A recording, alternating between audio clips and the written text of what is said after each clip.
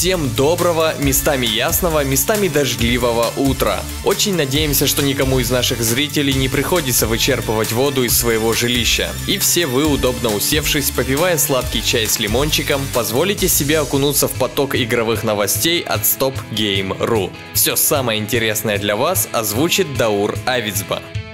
Bethesda, как мы помним, зажигала на прошедшей E3 по полной программе. Сначала Doom, потом Dishonored 2, и контрольным выстрелом оказалась Fallout 4, о которой рассказывали так, что цепная ядерная реакция проходит по миру до сих пор.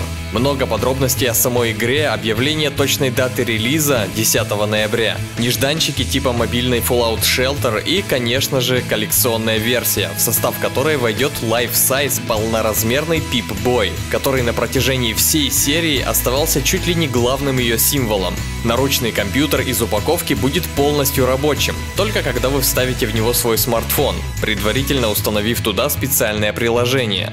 Многочисленные поклонники постапокалиптической вселенной тут же поспешили предзаказать весь этот уникальный набор в ближайших магазинах, а некоторые даже издалека, из-за морей. Но не так все оказалось просто. Во-первых, Pip-Boy не способен вместить абсолютно любой смартфон. И перед тем, как раскошелиться на $120, Bethesda рекомендует убедиться, что ваш девайс соответствует размеру. Уж точно подойдут следующие модели: iPhone 6, iPhone 5 5s, iPhone 4 4s, Samsung Galaxy 5, Samsung Galaxy 4 и все те, которые схожи с данными по размеру. Те, что побольше, типа iPhone 6 Plus, Pip-Boy'у придутся не по вкусу. Но давайте будем откровенны, возжелавший такую коллекционку по большей вероятности сменит свой смартфон, нежели откажется от наручного гаджета. Во-вторых, коллекционок-то оказалось не так много, как тех, кто успел положить на них глаз. Всего за несколько дней издания смели с полок магазинов, и Bethesda, похоже, к тиражу номер 2 не готовится. Поэтому, если вы вдруг не успели, а левая рука уже настроилась на постапокалипсис, то ищите редкий девайс на электронных аукционах.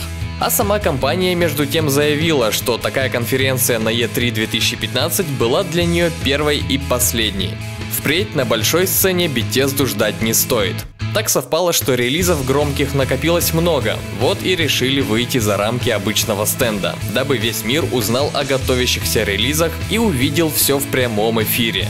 Но естественно, когда компания подрастет и будет выпускать по несколько громких хитов за год, то заголовки прямых трансляций с E3 снова запестрят тайтлами Bethesda. Надеемся, верим и, несомненно, любим. Тем временем Electronic Arts не прекращает работу над Star Wars Battlefront, выход которой намечен на 20 ноября, как раз незадолго до появления на больших экранах кинокартины «Звездные войны. Пробуждение силы». Однако успеют ли разработчики издать к намеченному сроку, или все обернется на манер Battlefield 4, которой потребовалось множество патчей для стабилизации? Один из боссов EA, Питер Мур, заявил, что выпускать какую-то недоделку компания ни при каких условиях не собирается. И если потребуется перенести релиз, то так тому и быть. Звездных войн в скверном состоянии нам не видать. Но, продолжает Мур, в шутер уже можно играть в количестве до 40 игроков, без каких-либо проблем, поэтому опозданий ничто не сулит. Также девелоперы поведали миру о том, как проходит работа над всевозможным оружием, ведь реальных прототипов лазерных бластеров не существует, и ориентироваться, собственно, не на что. И в этом сотрудникам студии помогают выходцы из Lucasfilm, те самые бравые ребята, которые и заложили первоначальные законы физики далекой-далекой галактики. Как рассказывает продюсер проекта, чтобы определить скорость стрельбы, скажем, бластера DL-44, они сверяются с отделом, отвечающим за историю, и с группой, отвечающей за производство реквизита. И те уже указывают, какие параметры должны быть обязательно точными, а над какими ребята из DICE могут пофантазировать в свое удовольствие. Оценить проделанную работу можно будет в альфа-тестировании, которое начнется 2 июля. Правда, говорят, там очень тесно и вряд ли пустят, но попробовать всегда можно по ссылке в описании. Еще один динамичный мультиплеерный шутанчик, Overwatch, не прекращает знакомить нас со своими персонажами. За последнюю неделю Blizzard Entertainment представила нам геймплейные ролики двух интересных бойцов. робота Бастиона и русскую красавицу Зарю, способную останавливать таких роботов на скаку. Начнем с механической сущности. Бастион может переключаться между тремя состояниями, которые позволяют использовать его навыки самым эффективным способом. Первый режим разведывательный. Робот бегает с автоматом и стреляет очередями на средние дистанции. Второй режим трансформация в турель. Робот не может двигаться, но укрепляется силовым щитом и достает крупнокалиберный пулемет. Третий режим превращение в самоходную гусеничную гаубицу. Можно сказать, что есть еще и четвертый режим самовосстановления, но отбиваться от противников в таком состоянии не получится. Что касается Зари, то она вооружена пушкой Мститель, которая испускает короткие разрушительные лучи и способна подарить группе противников разрывной снаряд. Кроме того, оружие способно создавать мощный барьер, подпитываемый от вражеских выстрелов и попутно заряжающий пушку. Суперспособность Зари — это гравитонная бомба, которая притягивает неприятелей и наносит им урон. Когда выйдет эта веселая пострелушка, пока неизвестно.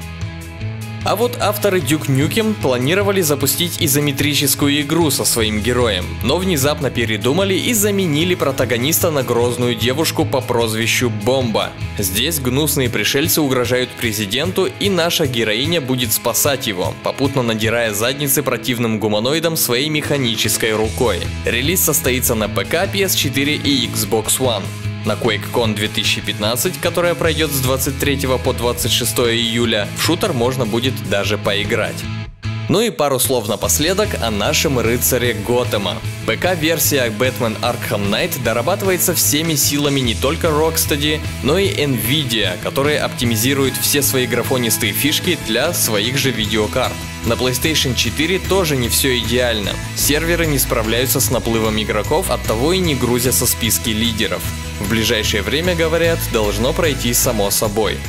А на этом все, друзья. Удачной вам недели, играйте в хорошие игры, которых вы наверняка накупили во время распродажи с десяток. С вами был Даур Авицбан, до встречи на страницах Stop Game.ru.